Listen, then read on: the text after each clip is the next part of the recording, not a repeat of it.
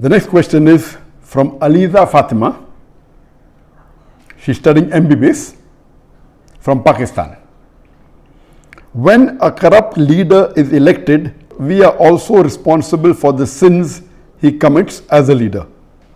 What should be our priorities while electing a leader? In today's circumstances, when we cannot find a loyal and honest leader, what should we do? Should we give our vote or waste our right to elect? A similar question is posed by Majid Khan from Hyderabad, India. What are the qualities we should look for in today's age for selecting a leader for the Muslims?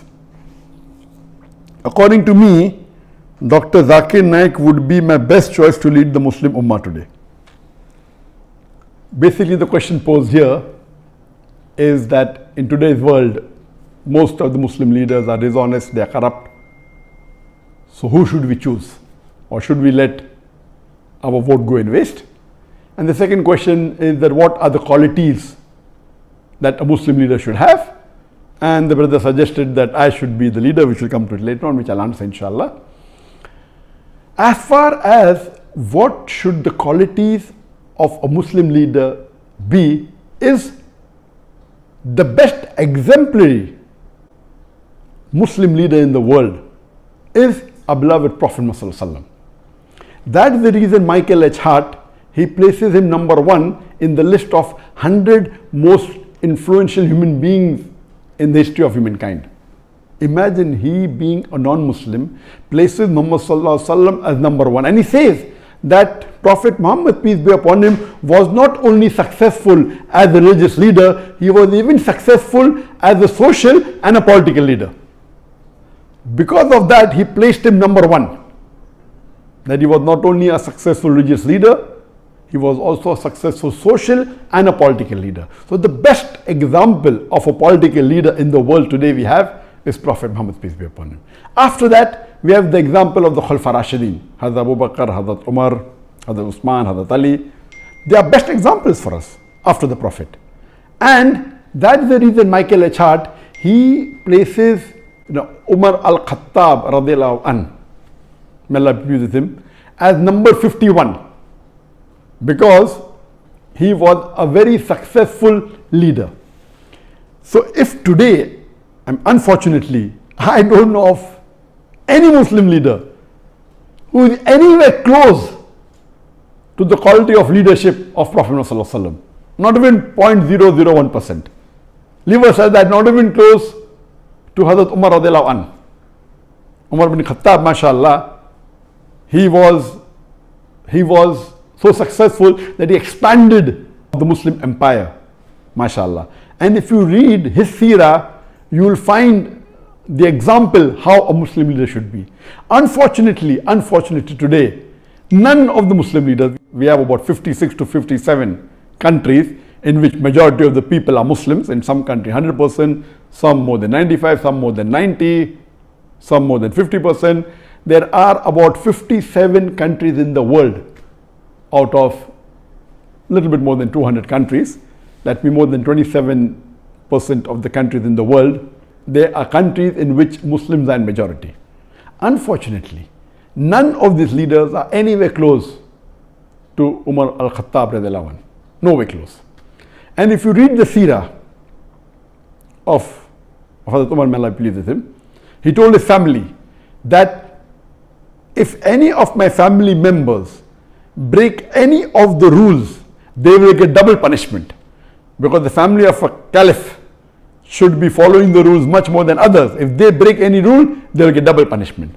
And you have several examples. Unfortunately, we find today that most of the Muslim leaders, they are more, as the sister rightly asked the question, that most of them are corrupt, most of them are dishonest, they are involved more in making money for themselves, unfortunately.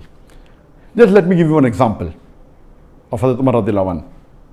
That when he was the Khalifa, he had 2 of his sons, Abdullah and Ubaidullah, may Allah be pleased with them both. When they went to the governor of Basra, when they were passing Basra, the governor called them and he was very happy to meet them. He said, what can I do for you? Then he said, why don't you give this amana to Amirul Mu'minin, to your father, the Umar al-Khattab radiallahu anhu. But I give you permission that on your way you can utilize the money for business, and when you get the principal amount back, keep the profit, and you can give the principal amount back to Amirul Mu'minin. So both the sons of Umar radiallahu anhu, they take the money and on the way they do business and they get a huge profit, and they go and give the principal amount to their father Amirul Mu'minin, and they say, this is what the governor of Basra said and this is the amana. So Hazrat Umar was angry and he asked his sons that, did the governor give this money to somebody else? They said no. So how come he has given it to you? So Umar radiallahu anhu commanded to his sons that give the principal amount as well as the complete profit. Give everything to Baitul Mal. Then the people who were close to Hazrat Umar radiallahu anhu, the other Sahabas, they told that this is a business deal and the permission was given by the governor. So what is their fault? And if it's a business deal, we are allowed to do that. So finally, after a lot of discussion, when they said that, he should change his ruling, then Hazrat Umar radiallahu anhu said, okay, fine, give 50% of the profit to the Baitul Mal. So we see he was so strict and he made it a law that any of his governor, before they appointed, he checks their wealth. And once they relieve the post, he checks their wealth again. And he allows only a small percentage of increase. Anything more than that, he said, give it to Baitul Mal. Not that he accused them of corruption.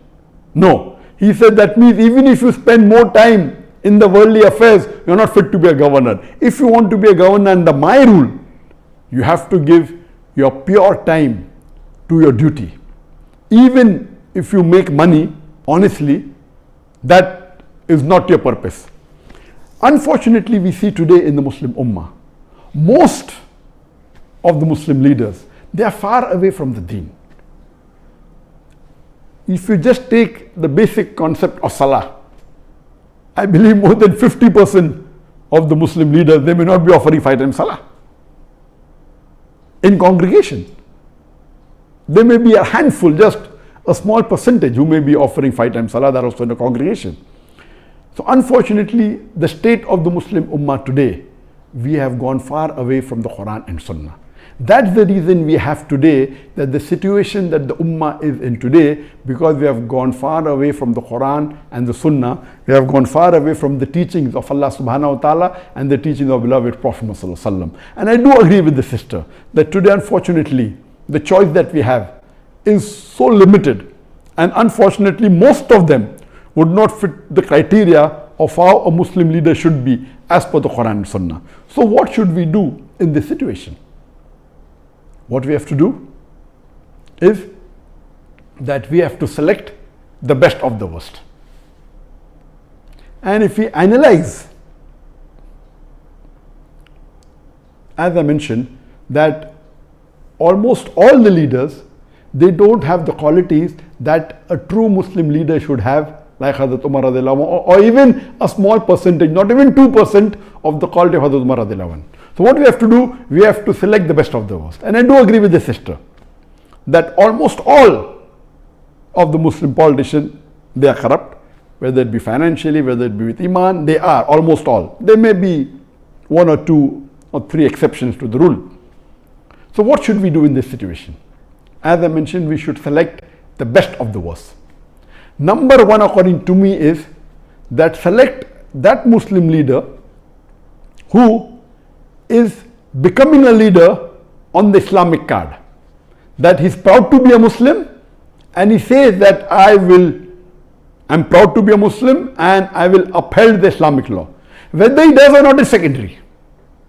Because in today's world, the basic rule for a politician today, unfortunately, is that he has to maintain his chair by hook or by crook.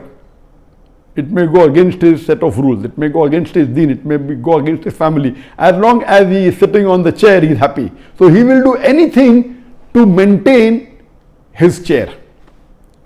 Because of this reason, my first advice is that if two Muslim leaders are standing, select that Muslim leader who openly says that he is proud to be a Muslim and he is coming on the Islamic card.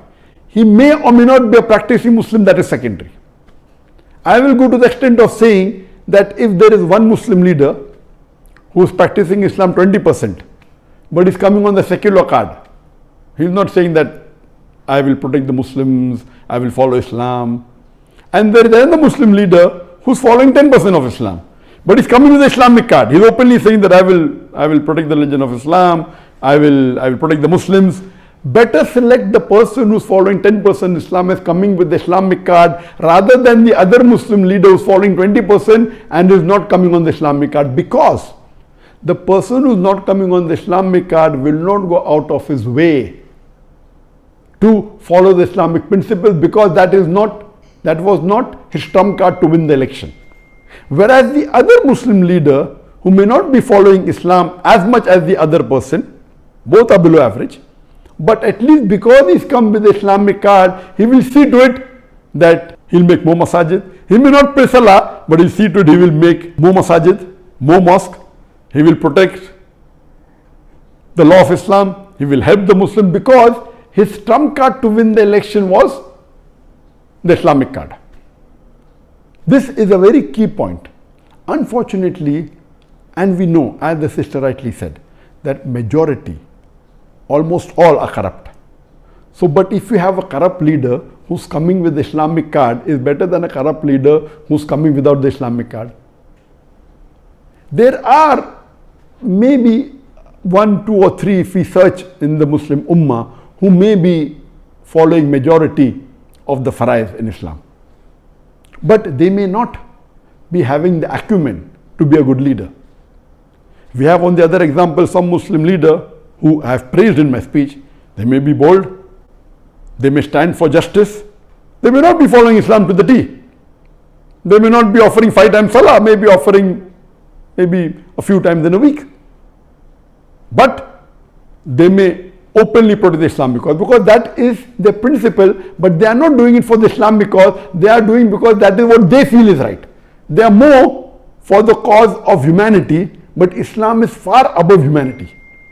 So because of that, they may bring a voice in the international media, but their practice may not be Islamic.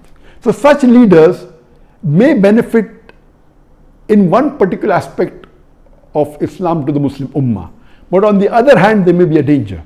So that is the reason I personally prefer that you select those Muslim leaders who, number one, are proud to be Muslims. Unfortunately, when you look at the Muslim leaders, most of them, they are not following the Sunnah. I am giving a small example of keeping a beard. It's not a big thing. To keep a beard doesn't take any effort. But our beloved Prophet Muhammad said, it's mentioned in Sahih Bukhari, in volume number 7, hadith number 5892, that the Prophet said that do the opposite of what the mushriks do, what the unbelievers do. Grow your beard and trim your mustaches. According to all 4 schools of thought, all the 4 Aimmas, keeping a beard is fard. It's such a small effort. But yet, unfortunately, majority, more than 75% of the Muslim leaders who are men, they don't have a beard. Why? That means they're not proud to be Muslims. That doesn't mean if you keep a beard, you have fulfilled all the requirements. No, please don't get me wrong. In requirements, you have to follow the 70 major sins and see how good the person is. So what we have to realize, my basic point here is that select those Muslim leaders who are proud to be Muslims, even though they may be less in practice. A person who is proud to be a Muslim and a practicing Muslim, it is the best. Who's practicing and doing all the farais? I don't think so. If you search, you may find 1 or 2, but they may not be good leaders, but they may be following the farais. So here, see to it that you elect those who are coming with the Islamic card and those who are proud to be Muslims and present themselves as Muslims, are not shy when they meet the non-Muslim leaders. They are not shy to present themselves as Muslims.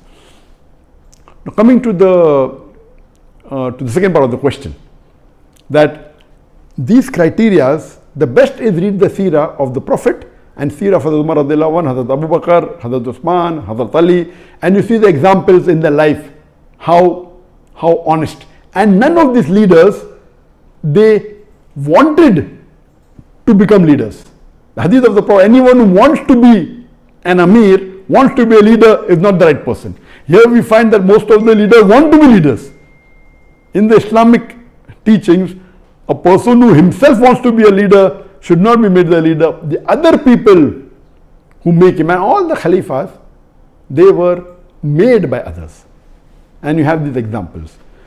As far as the question posed by the brother Majid, that he feels that Dr. Zakir Naik is the best choice, I'm sorry, I disagree with you totally.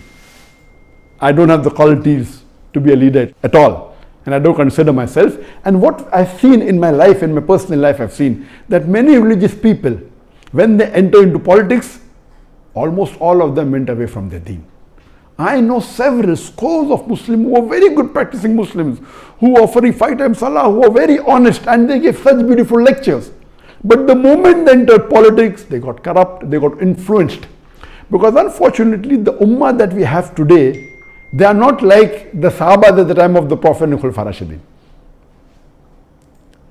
Our Khulafa Rashidin, first they would take decision thinking, what would Allah want me to do? They were more scared of disappointing Allah. Today, our politicians are more interested in how it will benefit them personally. They don't want to disappoint the vote bank. The Khulafa Rashidin, they did not want to disappoint Allah. They would take a decision which would be completely against them, as long as it pleases Allah. As Allah says in the Quran in Surah Nisa chapter 4 verse number 135, that Ya ayyuhalladhina amanu, oh you believe, stand out for justice as witness to Allah subhanahu wa ta'ala, even if it be against yourself, against your parents, against your kitokin, against the rich or poor. Allah protects all. There were many times the question was asked to me in India that why don't I enter politics, and I said that, I mean, why do you want to become enemy? I mean, I have to jokingly tell them. Because in today's world, if you enter politics, there are high chances that you will spoil your akhirah. Very high chances. Because the way the ummah and the society is made, that if you want to live and remain in that seat, you will have to compromise on your principles. And the best example I can give you is of Dr. Israr Ahmad.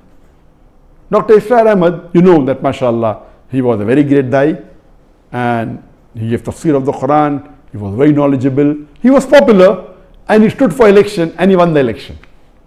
After he won the election, a member of parliament he was made, and he was given some post, and after a few months he resigned. He said, they're asking me what should be the width of the road. That's not what I'm made for. When I'm giving them Islamic solution, they don't want to listen. He immediately resigned. So a good person who is following the deen, he will either have to give up his deen or give up his position. And whatever Dr. Israr Ahmad did was the best. There may be few people like Dr. Israr Ahmad who may be Islamic and may have got into politics, but I don't know anyone who's a leader. May have come on a lower position, not as the head of state, and may be following the deen. But the way the society is made today, our ummah, you will either have to give up the post that you're in or give up the deen. So first of all, I'm not fit to be in that position. Neither do I want to spoil my akhirah. I'm very happy in being a dai, and I'm very satisfied with Allah subhanahu wa ta'ala, whatever ni'mah He has given me.